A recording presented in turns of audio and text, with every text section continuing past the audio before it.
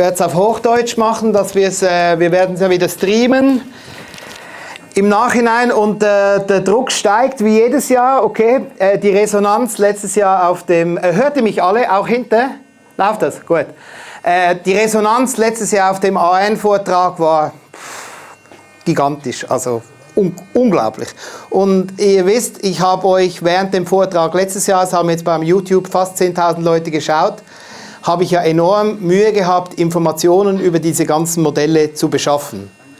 Könnt ihr euch vorstellen, wie viele Experten plötzlich aufgetaucht sind nach diesem Vortrag? Ah, ich habe noch ein Foto da, ich habe noch einen Bauplan da. Ich hatte einen Kunden, der war letztes Jahr bei mir einen Flieger holen, der hat im Nachbarhaus gewohnt vom Neukomm, wo er die Flieger gebaut hat und stand in der Werkstatt drin, als diese A1 gebaut wurden. Der war dann ein bisschen länger bei mir und hat erzählt, okay? Also es war wirklich, wirklich grandios. Und dann, wie jedes Jahr, hat der Werni gesagt, wir machen dann wieder den Vortrag und wie es ja so im Leben ist, es sollte ja immer noch eins weitergehen. Ich glaube, ich muss aber ein bisschen einen Schritt zurück machen, weil jedes Jahr wie letztes Jahr wird es wahrscheinlich nicht werden. Aber ich denke, wir haben die Zeit genutzt, wir haben auch wieder sehr viel entwickelt über den Winter. Und da ja jetzt der Saisonstart vor der Tür steht, denke ich, gehen wir mal so ein bisschen auf die ganze Einstellungsthematik ein. Ich werde euch ein bisschen zeigen, was wir da programmieren, wie wir das angehen, wie das umgesetzt ist, auch auf den Flugzeugen. Das könnt ihr natürlich auch nachher noch anschauen. Und was ich wirklich cool fände, ist, ihr dürft auch gerne Fragen stellen, weil ich lasse sicher die Hälfte aus, weil wie ihr mich kennt, mache ich es ja eher so ein bisschen flüssig. Der Michi und die Marianne haben zum Glück den Vortrag noch ein bisschen aufbereitet, damit er nicht ganz so banal ist, wie wenn ich den selber gemacht hätte. Aber ich glaube, wir tauchen mal ein. Ihr könnt sehen, das ist die AN im Bild. Ich habe euch eine aufgestellt, meine pinkige. Bin ich gespannt, ob euch die gefällt. Die Idee war eigentlich dahinter, die so zu gestalten, dass sie niemandem gefällt, dass ich sie nicht verkaufen kann, damit ich auch mal eine habe, okay? Das war eigentlich so der Grundgedanke, aber ist auch meine Lieblingsfarbe, also das passt schon.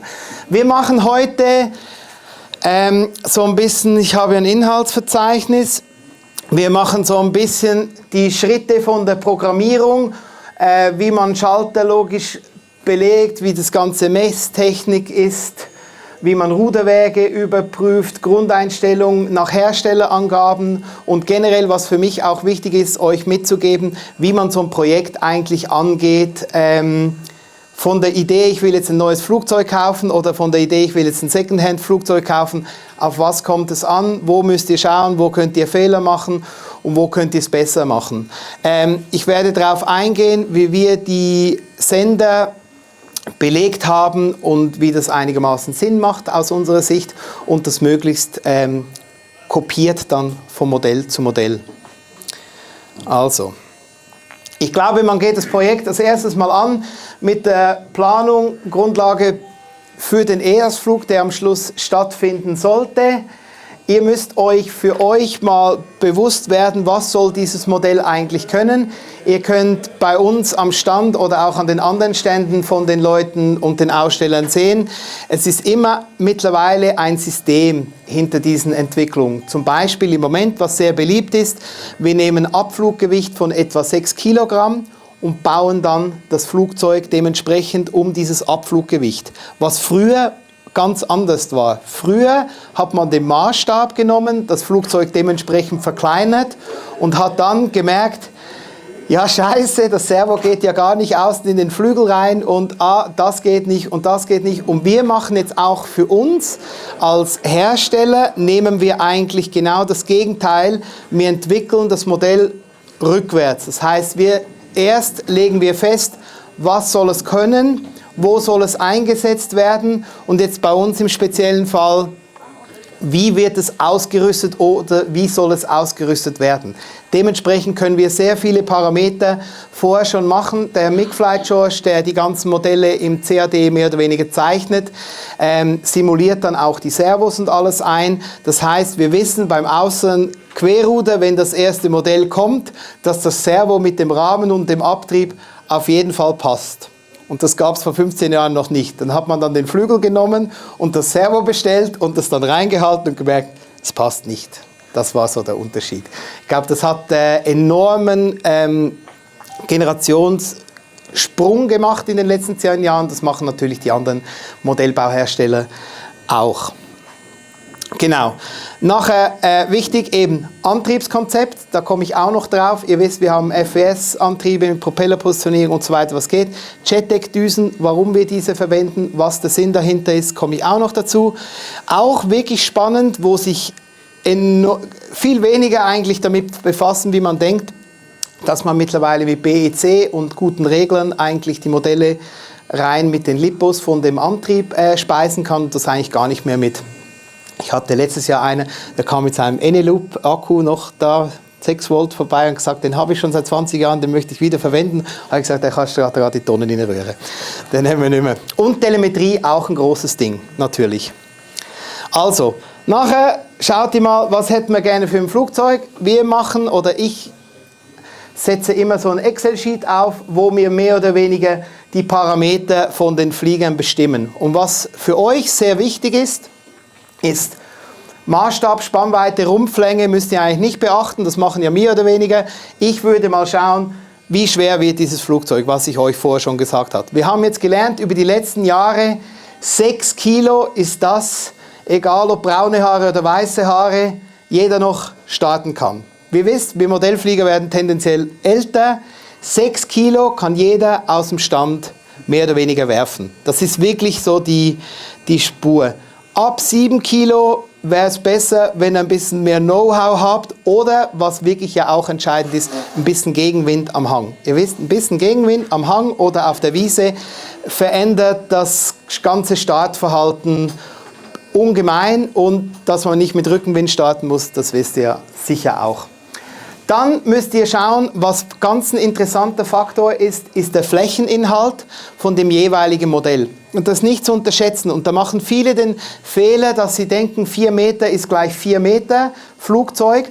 Und wie auch bei den Manntagen und bei den Originalen ist dort eigentlich der Hund begraben. Weil es gibt Flieger, die sind eher schlenker, da können wir so eine GP15 nehmen, die relativ einen schlanken Flügel hat. Und es gibt Flieger wie die AN oder jetzt speziell an unserem Stand die ASW20, wo richtig Fläche haben. Und ich kann euch das Beispiel an der ASW20 gerne machen. Wir wollten die eigentlich im Maßstab 1,35 machen. Dann hätte die einen Flächeninhalt von 85 Dezimeter bekommen. Okay? 85 Dezimeter, wenn ihr am Hang fliegt, nehmt ihr so über den Daumen, an einem guten Tag möchtet ihr gerne mit 100 Gramm Flächenbelastung fliegen.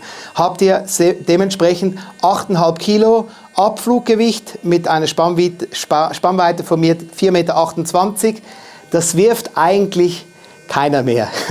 Also ja, ich mache es noch, aber es ist nicht einfach. Dementsprechend haben wir dann auch die ASW20 alles gezeigt und gesagt, wir machen die im Maßstab 1:3,5, wird 8,5 Kilo, wird super. Ja, wird eben nicht super, weil keiner kauft, weil es keiner starten kann. Richtig. Und was auch entscheidend ist, wir machen ja viele Flugzeuge, die für Eigenstart gedacht sind, mit Fahrwerk und Spinner und so weiter. Dort muss der Maßstab auch wieder stimmen, weil wenn das Flugzeug zu klein ist, habt ihr die Propellergröße Problem. Das kennt ihr auch schon alle. Dementsprechend haben wir jetzt diese ASW genau umgekehrt gemacht. Wir haben gesagt, was wollen wir haben? Wir wollen 6 Kilo Abfluggewicht haben für ideales Gewicht und wir wollen 100 Gramm an einem guten Tag auch noch mit einem Gewicht, was weniger vertretbar ist. Dementsprechend haben wir sie verkleinert auf 4 Meter und haben sie mit 71 Dezimeter gemacht. Dann wisst ihr, 100 Gramm, etwa 7 Kilo mit Ballast, das ist machbar. Dementsprechend so ist es entstanden. Und es ist ganz wichtig, dass ihr das bei allen Flugzeugen, die ihr in Erwägung zieht, wo ihr gerne bauen müsst, würdet auf diesen Flächeninhalt geht, weil das ist wirklich entscheidend. Weil wir haben das jetzt gerade bei einem Hangflugzeug gemerkt, da kommt ein Hangflugzeug, das hat so eine unglaubliche Fläche. Ich habe gesagt, dann machen wir 3,20 Meter. Okay? Das sage ich, 3,20 Meter ist super. Und dann haben wir auch wieder die Fläche ausgerechnet, der wäre 8, 9 Kilo geworden. Das hätte auf der Webseite super ausgeschaut, weil jeder gesagt hat, ja, 3,20 wollte ich immer schon haben, hätte niemand starten können. Dementsprechend haben wir 2,80 Meter gemacht, klingt jetzt klein, ist aber groß. Das müsst ihr wirklich, ist wichtiger als die Spannweite ist die Flächeninhalt. Dann geben wir euch an welche Servodicken kommen an welchen Rudern entsprechend.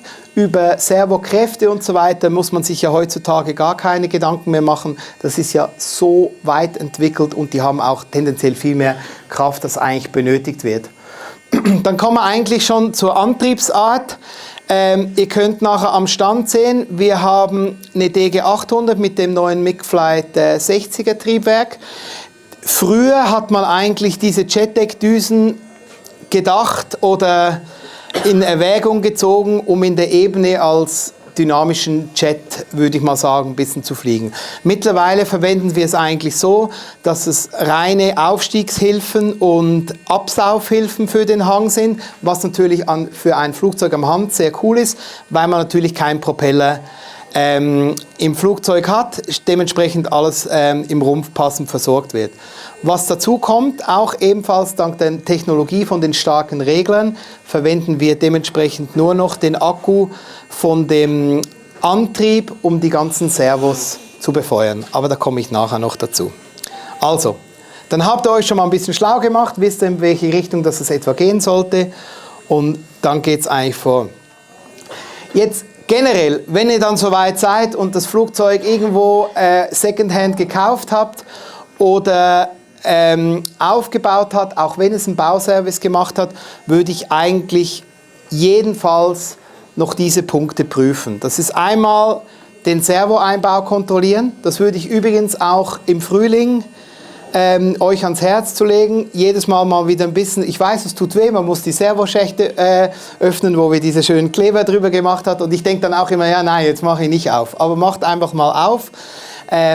Speziell jetzt auch zum Beispiel bei den früheren Baudis-Flugzeugen gab es Anlenkungen, die Aluminium auf Aluminium waren, die man schmieren musste, was selten einer gemacht hat, dementsprechend die Servos abgeraucht sind, dann das Servo schuld war, aber eigentlich ohne dem Servo dran die Anlenkung sich auch nicht mehr bewegt hat. Also dementsprechend lernt man dann sicher viel. Also auf alle Fälle Servomontage prüfen, Verschraubung prüfen. Und was ganz wichtig ist, wir hatten den Fall schon öfters, umso kleiner die Servos werden und umso kleiner die Anlenkung werden. Das Spiel ist eines. Aber bitte schaut auch, wenn ihr ein Secondhand-Flugzeug kauft oder so, nehmt das Servo kurz aus der Anlenkung und schaut, ob diese Anlenkung wirklich fein geht. Weil wir hatten in der Vergangenheit eigentlich die Problematik immer, dass wenn die Servos nicht schön zurückstellen oder das Servo abraucht, eigentlich immer die Anlenkung schuld war.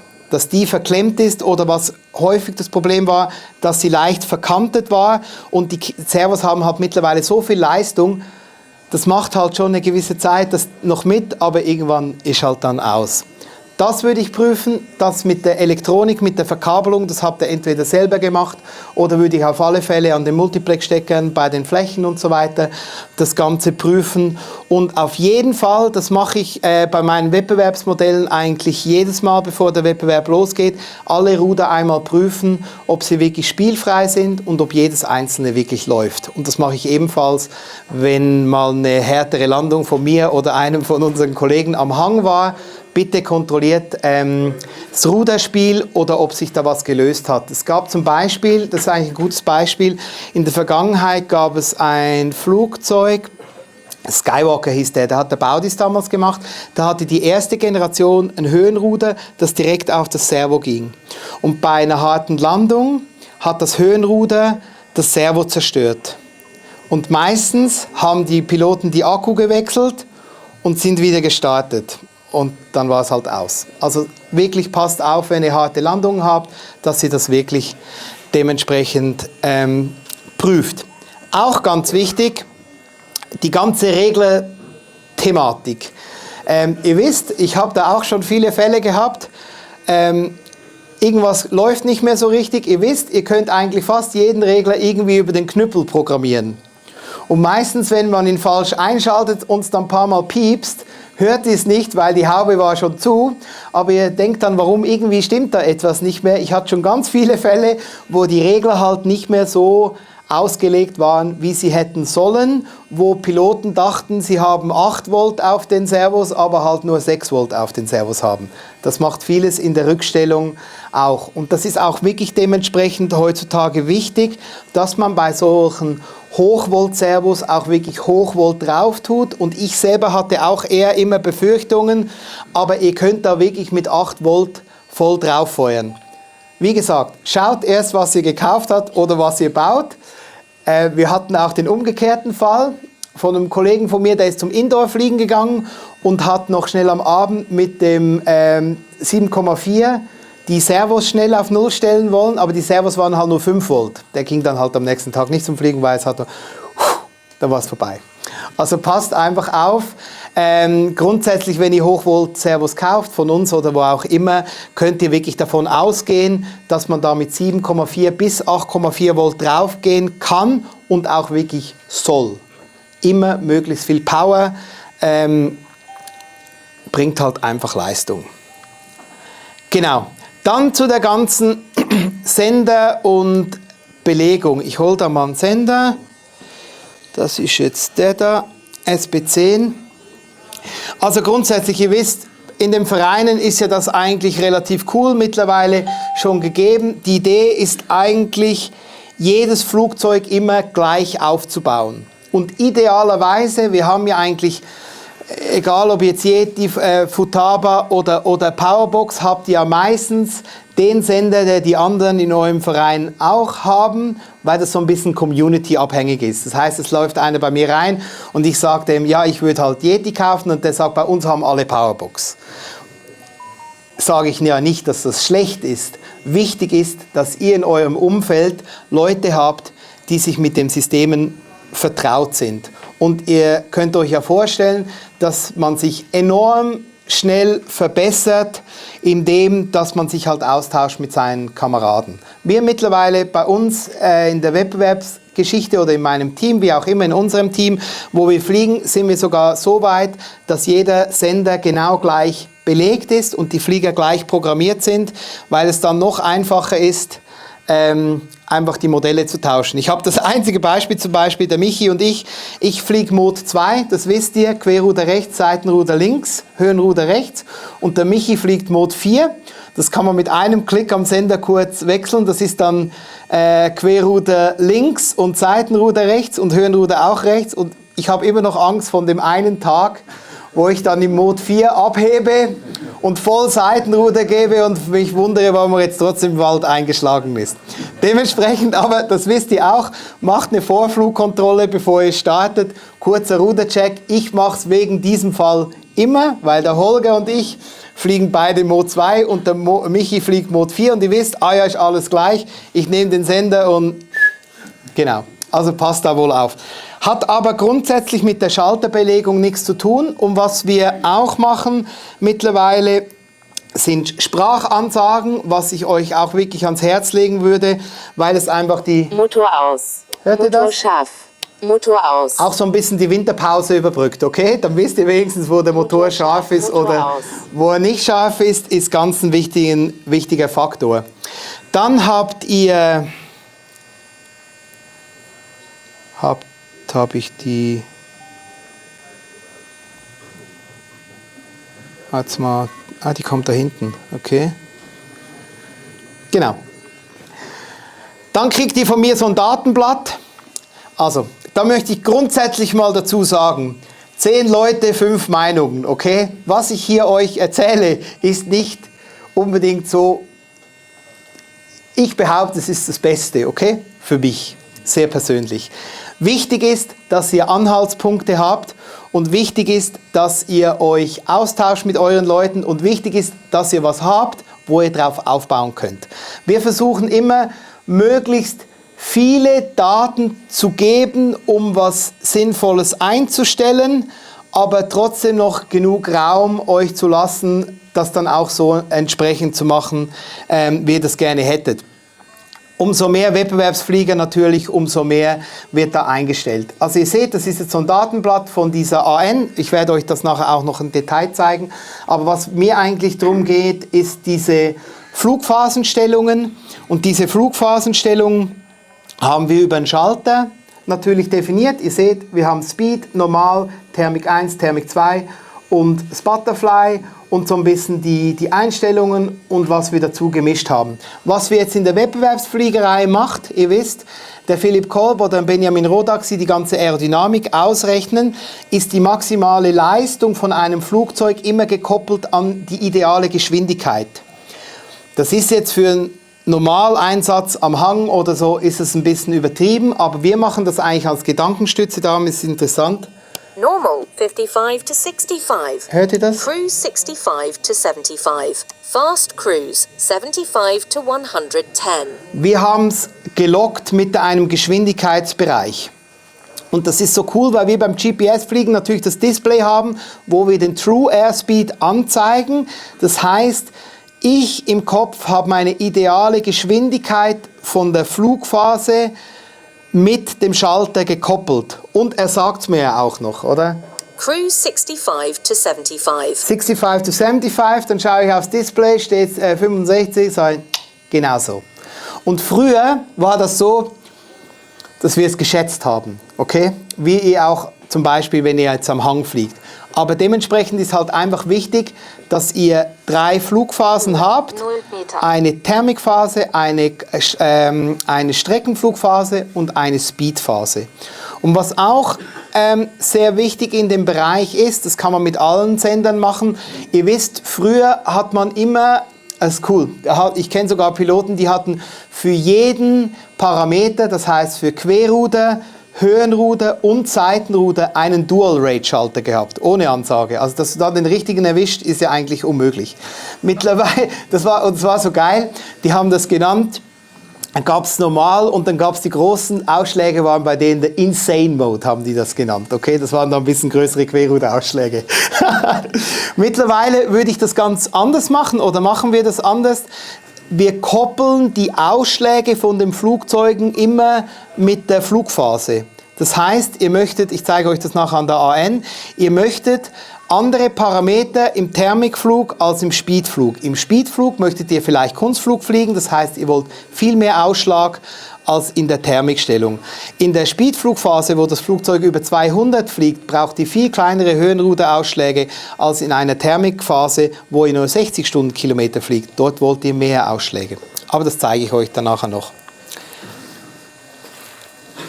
Das war das. So. Dann auch cool. Ich bin ja, bis letztes Jahr war ich eher so der Kollege im Maßstab. Habe so ein bisschen gemessen. Das kam jetzt gerade auf dem Markt noch im Herbst. Ich habe euch mal einen Sack davon bestellt. Das ist vom André vom RC Electronics. Der Reto hat das Tablet dabei und hat welche, die laufen, die er bei uns am Stand zeigen kann. Das ist ein digitales Werkzeug, was mit einer App gekoppelt ist. Was sie einfach, es hat so ein selbstklebender, ich sage mal so, wie eine Anti-Rutschmatte mehr oder weniger dabei. Ihr könnt das Ding aufs Ruder stellen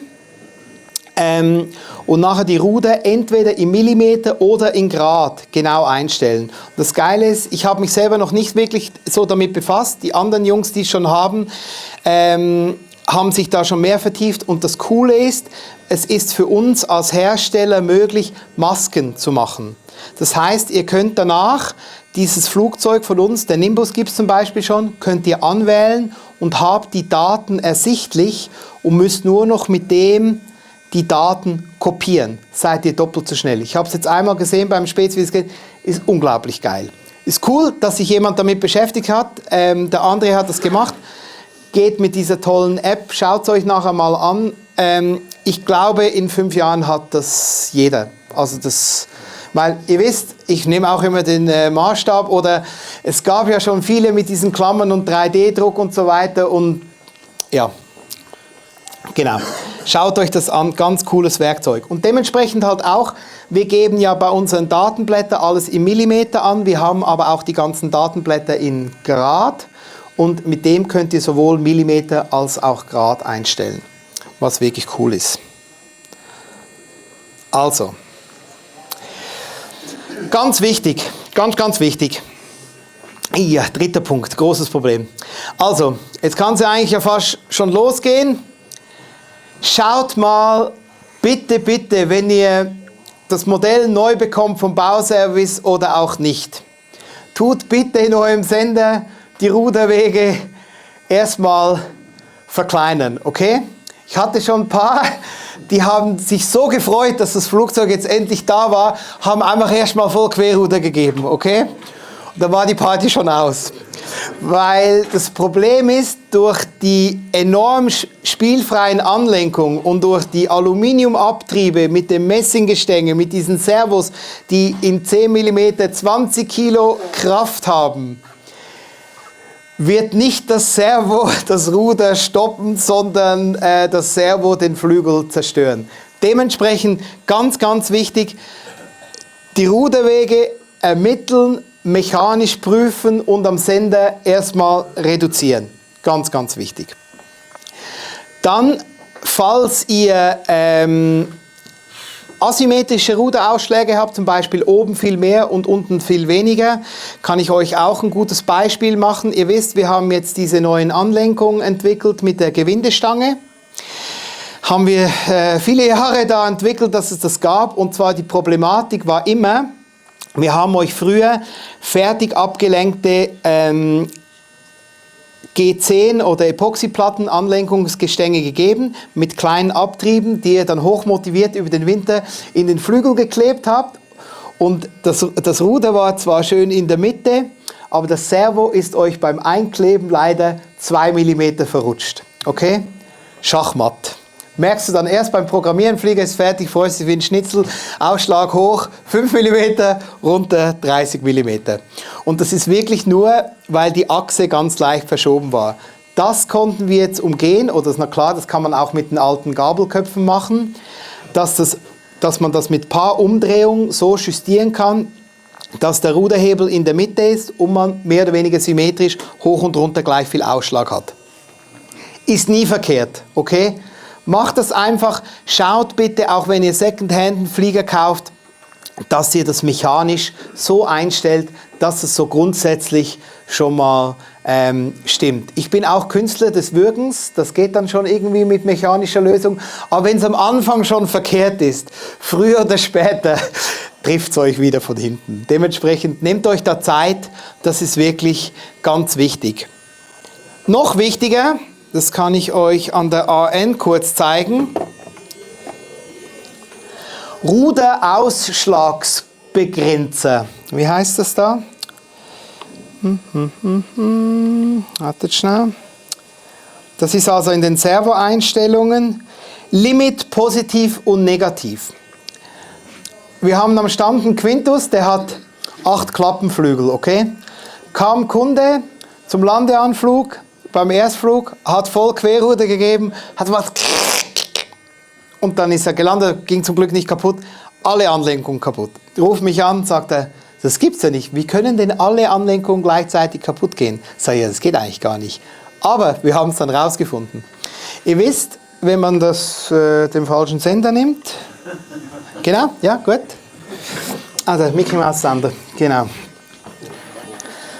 Ihr seht jetzt, ich habe das Butterfly an der AN66 aufgefahren und ihr seht, dass man außen noch lenken kann, das mittlere Ruder aber nur runter geht und nicht mehr hoch. Das ist diese Servo-Limiter-Geschichte. Und zwar möchtet ihr die mittlere Klappe so weit hoch wie möglich, um maximales Bremsen zu erwirtschaften. Wenn ihr aber den Servoweg nach oben nicht limitiert und das Butterfly voll ausgefahren hat, wird der Sender den gleichen Wert nochmal addieren. Und das steht jetzt bei mir mechanisch an. Jetzt könnt ihr euch vorstellen, wenn ihr jetzt voll Querruder gebt und den Wert nicht verkleinert habt, dann macht's. Und das war das Quintus-Landeproblem von dem Kollegen, der den gehabt hat. Der hat also vergessen, diese Werte zu limitieren. Dementsprechend ging halt die ganze Fläche kaputt. Ganz, ganz, ganz wichtig. Ob neues Modell, Secondhand-Modell, einfach alles mal reduzieren, dann seid ihr auf der sicheren Seite. Da kann man, ich würde sagen, das ist das Schlimmste, was euch passieren kann. Gibt es auch ein Beispiel, was ganz, ganz wichtig ist, dass ihr das ebenfalls beachtet. Ich hatte das persönlich bei meiner JS3. Die hat relativ große innere Klappen, dementsprechend bremst die sehr gut. Man muss aber relativ viel Tiefenruder dazu mischen, damit die diesen schönen Landeanflug habt, wie ihr das gerne habt. Da komme ich nachher noch schnell draus, dass sie einen schönen Descent-Landeanflug hat. Okay? Dementsprechend habe ich das Ruder ja relativ tief minus gestellt, sagen wir mal 5 mm zum Beispiel. Und wenn das Butterfly voll ausgefahren war, und ich nur den Wert verkleinert habe hinten, damit das, also den Wert dazu addiert habe, dass es schön runter steht, war die Problematik, dass ich beim Landen, wenn ich ausflären wollte, mir das Ding immer in die Piste eingeschlagen ist. Und ich bin einfach nicht drauf gekommen. Also mittlerweile wissen wir, und ich gebe es auch jedes Mal mit, wenn er eine macht.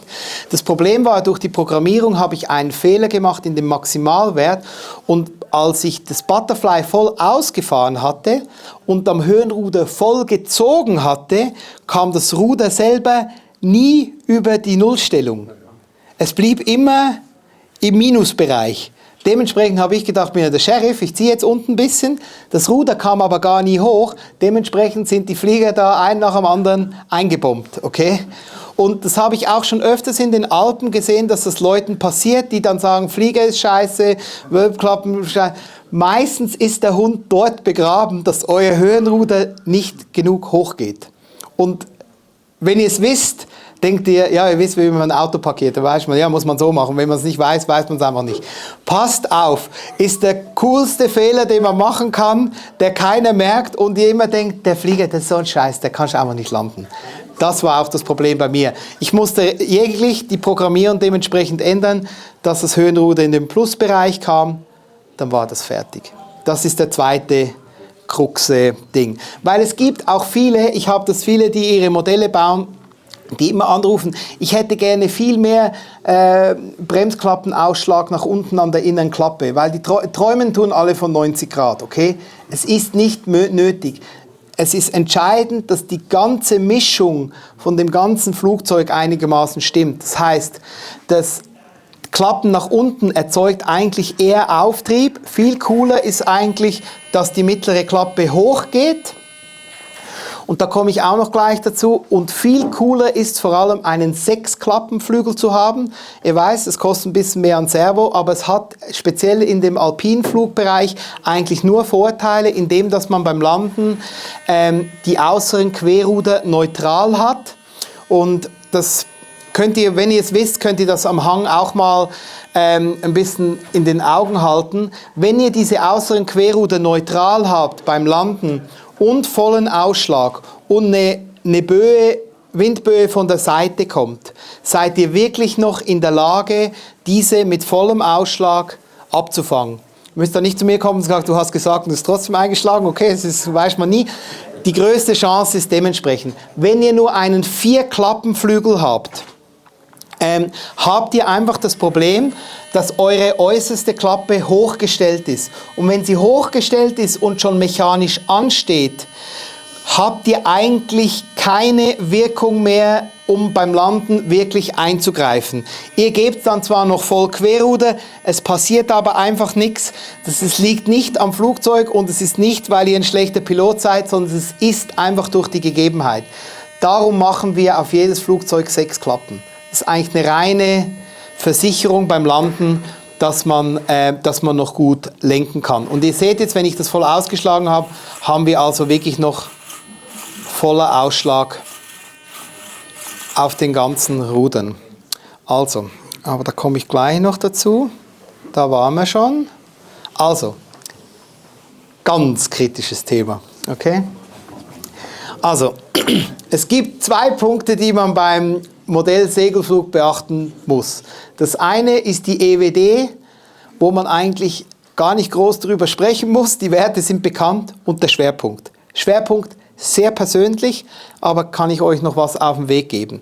Also, ich habe es euch gesagt, ihr kriegt von uns ein Datenblatt.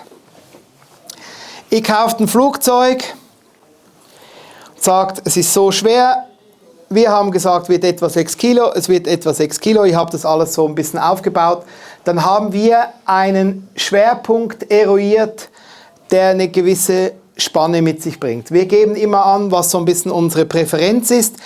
Früher, ich weiß aus der Historie, hat man immer gesagt, ja, wir nehmen den Schwerpunkt, der vorgegeben wird und wir machen noch ein bisschen Angstblei in die Nase, okay? Das macht jeder, ich weiß es.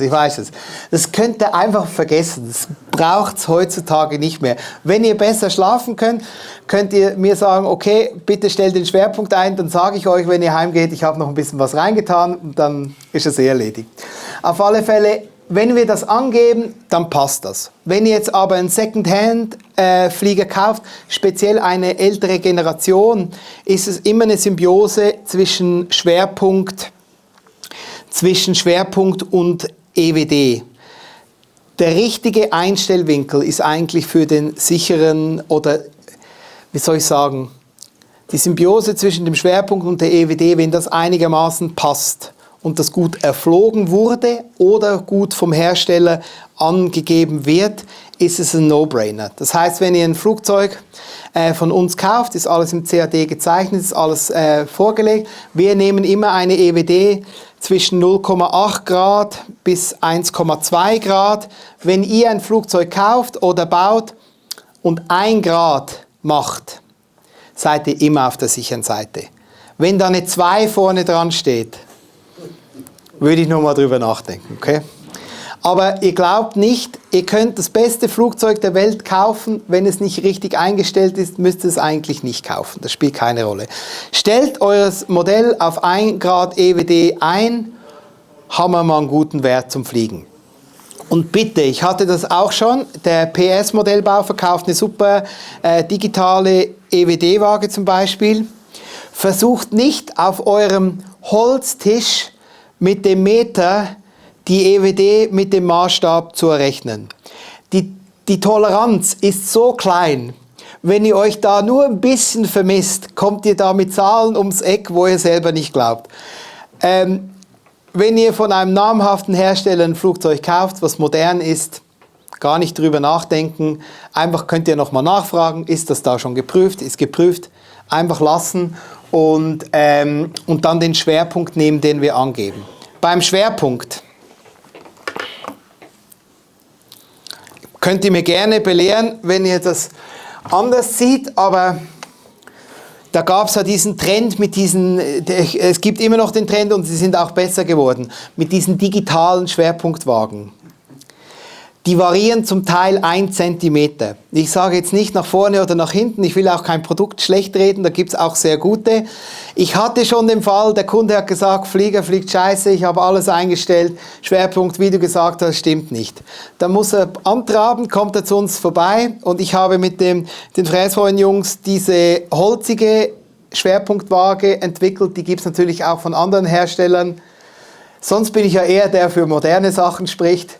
Back to the roots, okay? So eine Holzschwerpunktwaage ist Gold wert. Und wenn ich euch angebe 96 und das Modell liegt im Blei bei 96, dann ist es okay. Digitalwaage, ihr habt 2 verschiedene, ihr habt 2 unterschiedliche Werte, kann ich wirklich nicht empfehlen für das Ganze. Außer ihr wisst genau Bescheid, wie sie ist. Aber leider wisst ihr ja meistens nicht, wie sie wirklich funktioniert. Andererseits kann man auch sagen, wenn ihr nur etwa den Schwerpunkt einstellen möchtet und nachher den erfliegt, dann spielt es wieder keine Rolle. Weil das Coole ist ja, meistens haben die Gewicht und Schwerpunkt in einem. So als Augenmaß ist das gut. Wenn ihr auf sicher gehen wollt, kauft ihr euch so eine Holzwaage.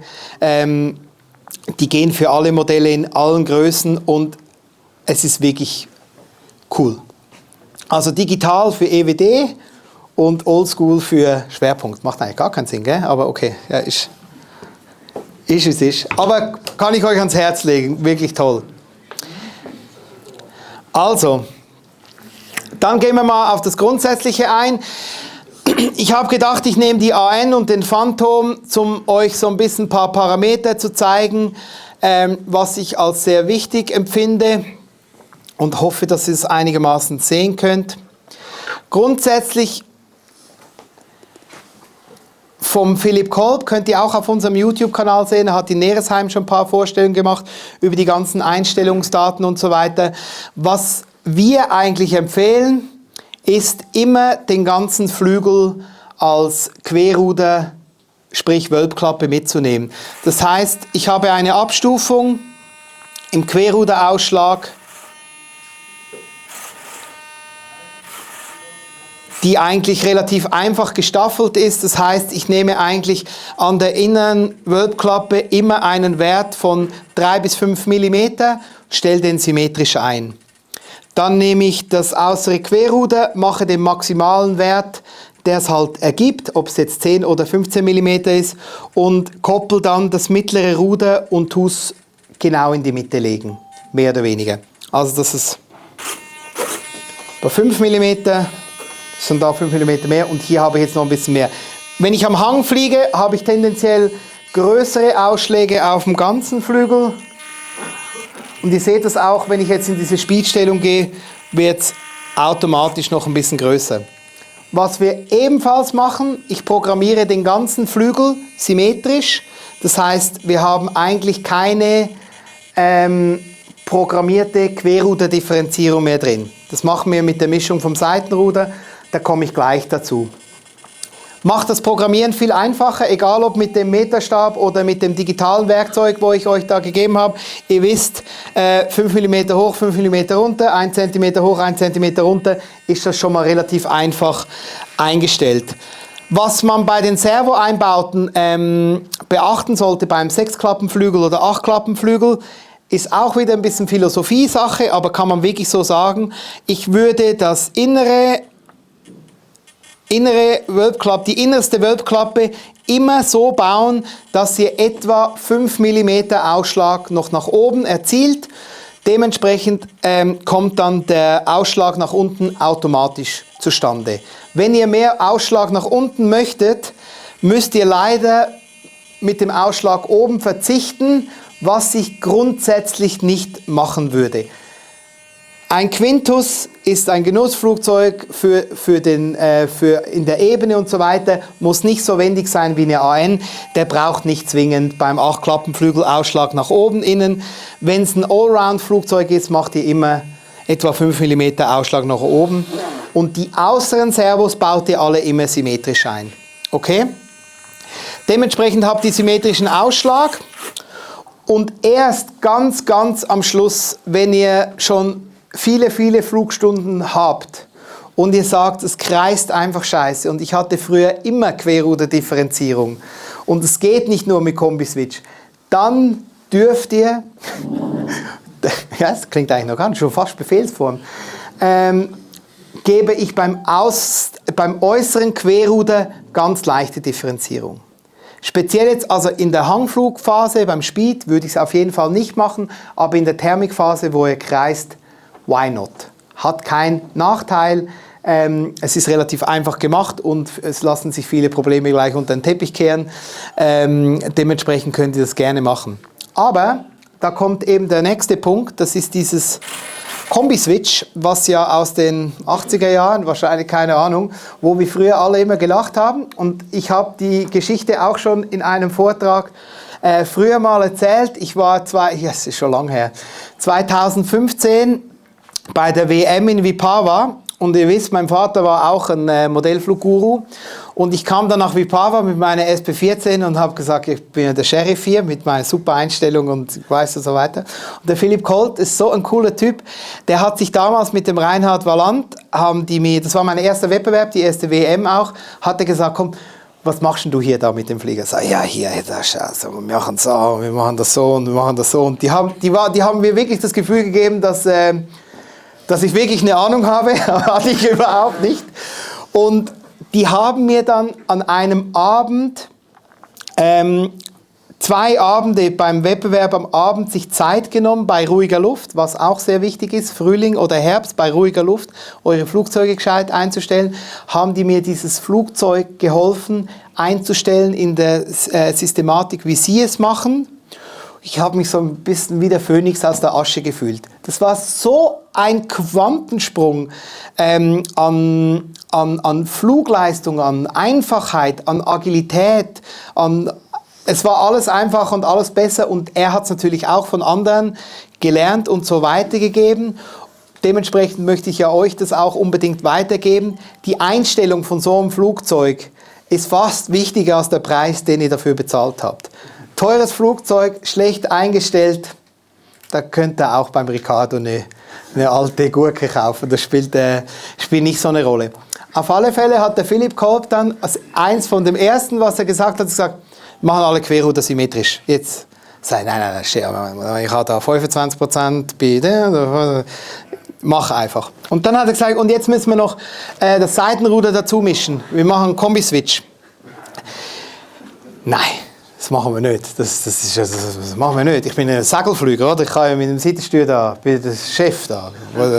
Aber man muss das ja steuern, oder? Und eigentlich war die Idee beim GPS-Flug eher so, dass umso weiter man weg ist, dass man nur mit dem Querruder korrigieren kann und das Flugzeug trotzdem auf der Achse bleibt. Das ist eigentlich die wahre Intuition dahinter. Wenn man sich aber mal daran gewöhnt hat, geht man nie mehr zurück. Weil wenn ihr das sauber einstellt, erhöht das die Flugstabilität und das ruhige Flugverhalten so extrem, dass ihr das nie mehr missen wollt.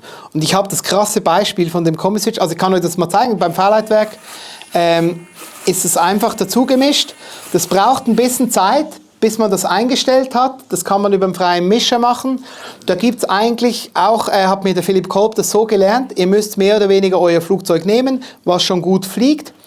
Dann fliegt ihr mit der idealen Geschwindigkeit der Klappenposition. Ist bei euch meistens wahrscheinlich geschätzt, aber ich würde jetzt mal sagen, wenn ihr das Flugzeug in den Strack stellt, also das heißt, alle Ruder auf neutral, sagen wir mal 70 Stundenkilometer. Ihr wisst etwa, wie schnell das Flugzeug wirklich fliegen sollte. Halt so, dass es optisch passt. Dann gebt ihr voll Querruder nach rechts und sofort wieder voll nach links. Dann wird also das Flugzeug auf der Achse so drehen und ihr müsst sofort dagegen lenken, kommt sofort auf die andere Seite. Wenn da kein Seitenruder dazu gemischt ist, wird das ihr werdet so erschrecken, dass ihr das erstmal fassen müsst, wird das so aus der Achse fallen, dass ihr euch das gar nicht vorstellen könnt, wie verrückt das eigentlich ist. Wenn ihr jetzt diesen Seitenruderwert mal dazu macht, den kann man einfach mal von Auge schätzen. Der stürzt ja wegen dem nicht ab. Ich würde mal machen, Zentimeter nach links und rechts. Und dann wieder startet und voll nach rechts geht und voll nach links geht, kann das Flugzeug, wenn es ideal eingestellt wird, bleibt der Rumpf 100% auf der Achse. Und das werdet ihr am Anfang nicht glauben, wie unglaublich besser das Flugzeug sofort fliegt. Das ist eins der wichtigsten Aspekte. Ich zeige euch jetzt ein Flugzeug, was ihr nicht glaubt. Warte. Kennt ihr den? Moosway. Evergreen. Schorstaub, ihr wisst, alle haben den gebaut. Früher, ich habe euch ein Datenblatt gemacht, hattet ihr eine Querruderdifferenzierung bei dem Flugzeug, 25 mm hoch und 5 mm runter, dass es einigermaßen auf der Achse blieb. Dann war ich da im Hahnmoos mit dem Ding und habe gedacht, ja komm, vielleicht geht's ja wirklich, gell? Aber das kann ja eigentlich nicht sein. Dann habe ich bei dem Flugzeug Kombi-Switch eingestellt und es fliegt doppelt so gut wie früher. Das geht bei jeder, das ist jetzt nicht so eine Gurke, bei jeder Gurke, bei jedem Oldtimer funktioniert das Ding. Und dank diesem Kombi-Switch, richtig eingestellt, fliegt dieses Flugzeug so viel besser, weil dieses ganze Gebambel-Verhalten ist wirklich weg. Das ist eine Einstellungssache, dass es wirklich passt.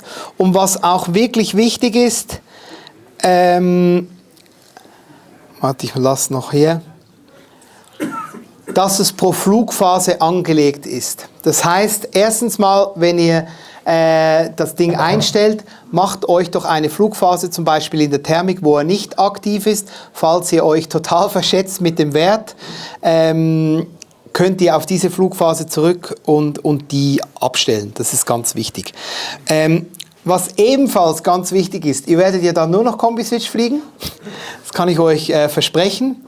Im Speedflug ist es nicht so ideal. Das heißt, haben wir auch schon gesehen, die stabilen Flieger explodieren dann auch nicht, aber ich kann euch sofort sagen, wenn es noch aktiv ist, wenn er mit 250 über den Platz schallert. Das heißt, bitte in dem Speedflug und in den schnellen Flugphasen immer ausschalten. Ganz wichtig, ausschalten. Und was auch wichtig ist, umso langsamer das Flugzeug fliegt, umso mehr Seitenruderausschlag braucht ihr. Das heißt, wenn ihr das jetzt im Strakt eingestellt habt, dass es wirklich gut funktioniert und in die Thermik geht, könnt ihr von Auge aus im Programm 5-10% mehr Ausschlag dazu hauen, damit ihr wieder auf den gleichen Wert kommt. Ganz wichtig. Dann gibt es, wieder 10 Piloten, 5 Meinungen oder 10 Meinungen. Viele sagen mir dann, ja, aber wenn das scheiß Seitenruder ja da immer zum Querruder dazu gemischt ist, dann kann ich ja gar nicht mehr kreisen. Das muss ich ja ausschalten beim Kreisen. Jetzt kenne ich Piloten, die schalten, bevor sie kreisen, dann das Kombi-Switch aus. Da kann ich euch nur meine persönliche Meinung sagen, das ist alles eine mentale Geschichte.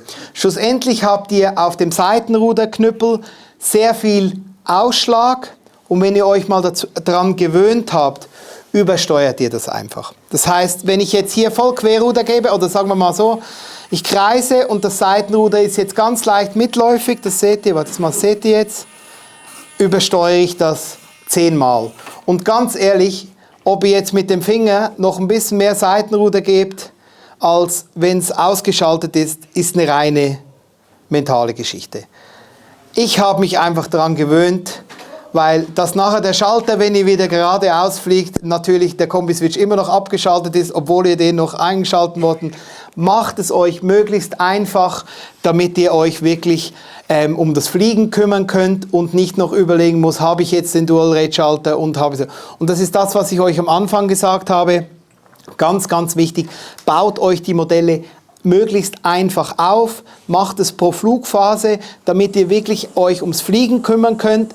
Thermikphase, wisst ihr habt mehr Kombi-Switch drin, da fliege ich langsamer. Ihr geht in die Speedphase, er ist ausgeschaltet, ihr habt mehr Querruderausschlag, könnt eine geile Rolle fliegen und baut das dementsprechend so auf. Ich würde auch nicht zu viele Flugphasen machen, das hatte ich auch schon den Fall. Ich weiß, es ist sehr beliebt, so eine Landeflugphase oder so weiter und so fort und dann trifft er die Piste nicht und irgendwas passiert und dann sage ich, was hast du denn jetzt gemacht? Oh, ich habe vergessen, die Landeflugphase reinzutun. Also es ist einfach, lasst es einfach sein.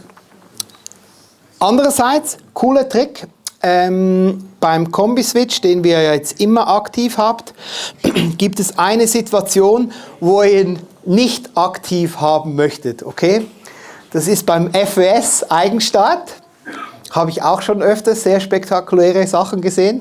Hat der Kollege natürlich den Flügel auf die Seite gelegt im Gras, hat voll Querruder nach rechts gegeben, damit der Flügel hochkommt und hat dann vergessen, dass das Seitenruder auch voll nach rechts steht. Gibt dann einfach so eine Kurve in den Zaun. Geht dann zang. Da gibt es einen Trick, der ist cool, weil auch das Powerschlepp-Team, sind ja auch ein paar da, was die gar nicht mögen hier im Schlepp, wenn das auch hier so ein bisschen so macht. Ihr wisst, die Schlepps sind relativ schnell, macht ihr meist in der Thermikflugphase, wo ihr sehr viel Seitenruder dazu gemischt habt. Das heißt, wenn der dann mit 110, und ihr wisst, wir haben so viel Power, wir schleppen euch da, der euch da mit 150, wir sehen sie ab und zu, 100 bis 150 Stundenkilometer hochzieht, und ihr dann einmal voll Querruder gibt, geht das Seitenruder mit und dann auch vorbei. Dementsprechend haben wir bei den Wettbewerbsflugzeugen oder generell ich bei allen Flugzeugen die Schleppkupplung immer mit dem Kombi-Switch gekoppelt. Das heißt, wenn die Schleppkupplung zu ist, ist der Kombi-Switch aus. Immer aus, egal in welcher Flugphase. Und das Gleiche benutze ich beim FWS-Start. Es macht ja nichts, wenn ihr die Schleppkupplung zumacht beim FWS-Start. Und sobald er abgehoben ist, macht ihn einfach wieder an. Das ist noch wichtig. Ja, Werni? 5 Minuten. 5 Minuten? Ah, gut. Also gut. Schon 11? Ah, ich habe gemeint, ich mache bis um 3. Alles klar. Das ist primär eigentlich ja auch schon die wichtigsten Sachen, was das angeht. Was noch interessant ist, Kombi-Switch, ganz wichtig und auch ganz wichtig, Snap-Flap. Snap-Flap klingt ein bisschen komisch, ist die Kopplung von Höhenruder zur Wölbklappe. Könnt ihr hier bei mir sehen. Wenn ich ziehe, gehen die Klappen runter. Macht das bei all euren Flugzeugen. Das ist einfach nur super. Das Höhenruder wird viel agiler. Stellt euch vor, der Flieger fliegt. Ihr habt 2 cm Höhenruderausschlag und wollt voll ziehen, weil die Thermik so anreißt. Ist hinten wie wenn ihr einen Bremsfallschirm zieht. Flieger macht so und schmiert ab. Wenn ihr vorne die Klappen runterlässt, wenn ihr zieht, erzeugt ihr Auftrieb. Das heißt, die Nase kommt automatisch hoch. Höhenruderausschlag hat jeder hier im Saal meistens 30-40% zu viel. Man braucht so wenig Höhenruderausschlag. Außer beim Landen, wenn man durchziehen will, okay, kann man nie genug haben.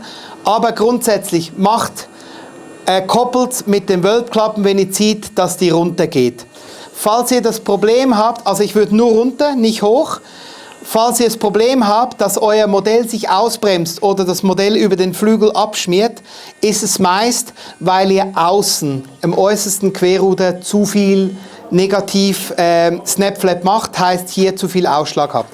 Wenn ihr es hier am äußersten Ruder reduziert oder weglässt, könnt ihr auch weglassen, ist nicht so entscheidend, ist das weg. Das ist so der eine, der sagt, ich habe jetzt das eingestellt, du hast gesagt, ist super, ich schmiere immer ab, was soll der Scheiß? Ist meistens so, dass hier außen zu viel ist. Okay? Also, die 2 Punkte mache ich noch, dann lasse ich euch von der Kette. Gibt es eine Frage? Don. Der Don macht es übrigens so. Ja, der Don macht das übrigens so, dass ich euch das mal gesagt habe. Wir geben auch euch unsere Programme von den Yeti zu den jeweiligen Modellen. Dann seid ihr mehr oder weniger fertig, okay? Der Don nützt den Service auch. Der macht zwar immer Show, aber er hat noch nie einen programmiert, gell? Also, dann noch spannendes Thema, Kreisel. Ich bin ja jetzt auch der beste Rollenpilot seit letztes Jahr. Früher waren die immer so ein bisschen schlecht, jetzt bin ich auch so richtig gut. Und ihr habt alle gedacht, ich bin einfach so viel besser geworden. Leider nicht. Yeti macht Empfänger mit Assist, mit Kreiselfunktion. Affengeil. Wenn ihr einmal angefangen habt, denkt ihr, ja, ich wechsle bei dem Modell auch noch, ich wechsle bei dem Modell auch noch. Müsst nicht übertreiben, die erste Euphorie ist so groß, aber speziell im Hangflug, speziell in den schnellen Flugphasen stabilisiert es euch dieses Flugzeug einfach. Und wenn einer euch eine richtig tolle 4-Punkt-Rolle vorfliegt, ist er entweder ein unglaublich guter Pilot oder wie in meinem Falle hat er den Assist einfach super eingestellt. Das ist so. Befasst euch mit dem Thema. Die PS-Jungs haben das auch drin, wir haben das auch drin. Ganz wichtig bei den Assist, wenn ihr euch da rantastet. Ich will euch da keine Werte geben. Wir haben natürlich Werte, die wir euch geben können. Programmiert eine Flugphase, wo man ihn ausschalten kann. Okay? Ich hatte schon ein paar Kollegen, die haben Ersatzteile bei mir geholt. Die haben den einfach eingestellt und haben gesagt, ja, du fliegst ja das auch, das funktioniert ja schon. Und zwar halt total übersteuert und zack, okay? Programmiert euch bei dem Yeti Assist eine Einstellung, wo ihr ihn ausschalten könnt. Grundsätzlich für Kunstflug affengeil, Speedflug affengeil. Thermik ist so eine Sache, wir dürfen es beim Wettbewerb sowieso nicht einsetzen. Aber was mir aufgefallen ist, wenn ihr ihn immer eingeschaltet habt, und ihr zwar einen Variometer habt, aber Thermik nach Augen fliegt, der Assist korrigiert euch den Flieger so toll aus, dass ihr im Hahnmoos am Skilift einfach durch die Thermik fliegt. Das heißt, ich hatte das Problem, ich hatte es in der Thermikphase an, Thermik war, mein Vario hat zwar gepiepst, aber der Flieger hat sich nicht bewegt. Ich habe gedacht, hä? Das gibt's ja nicht. Habe ihn also dementsprechend in der Thermikphase jetzt wirklich wieder ausgeschaltet, weil mich das deutlich irritiert. Aber speziell, wenn ihr Angst habt beim Landeanflug oder Angst habt generell oder das Modell sehr heikel ist oder für Kunstflug, unbedingt diesen Assist verwenden. Gibt es ja auch extern für Powerbox, gibt es mehr oder weniger immer. Ganz ein geiles Ding. Und ich weiß, viele sagen, brauche ich nicht. Ich war auch einer davon. Ganz cooles Feature. Also, letzte Folie, okay? Ja. Was ist dringend? Okay, gut, 1 Minute. Also ich bin ja gerade fertig. Also, erstens mal, ihr habt das Leitwerk gesehen, was jeder sagt, braucht kein Mensch. Ist richtig geil zum Fliegen. Das neue Aufwind ist rausgekommen. Philipp Gardemin hat 2 Seiten darüber berichtet, könnt ihr gerne lesen. Benjamin Rodax hat das Interview gemacht. Ihr könnt es nachher bei uns am Spann anschauen. Ich kriege von jedem von euch immer die gleiche Frage gestellt. Erstens, warum geht das Ruder runter? Und zweitens, warum ist es überhaupt nötig? Das ist die Symbiose zwischen Kreuzleitwerk und V-Leitwerk. Ihr wisst, zum Kreisen ist ein V-Leitwerk unglaublich cool, weil es viel enger gekreist werden kann als ein Kreuzleitwerk, aber am Streckenflug nicht so toll wie ein Kreuzleitwerk. Dementsprechend hat es 2 Höhenruderservos und wenn ihr Seitenruder gibt, gehen die Höhenruderklappe eine nach oben und eine nach unten. Dementsprechend ist das Modell unglaublich wendig. Das ist der Trick da hinten. Ihr werdet in den nächsten Jahren, denke ich, viele Flieger sehen, Zweckflieger, die noch mit dem System kommen werden. Wir sind da auch weiter am entwickeln. Ich behaupte nicht, dass es besser ist. Es ist von den Leistungsparametern auch nicht besser als ein normales Leitwerk. Aber wenn ihr es mal geflogen seid, sagt er, es ist geil. Und ja, in dem Fall hören wir mit dem Satz jetzt gerade auf. Danke vielmals fürs Zuhören.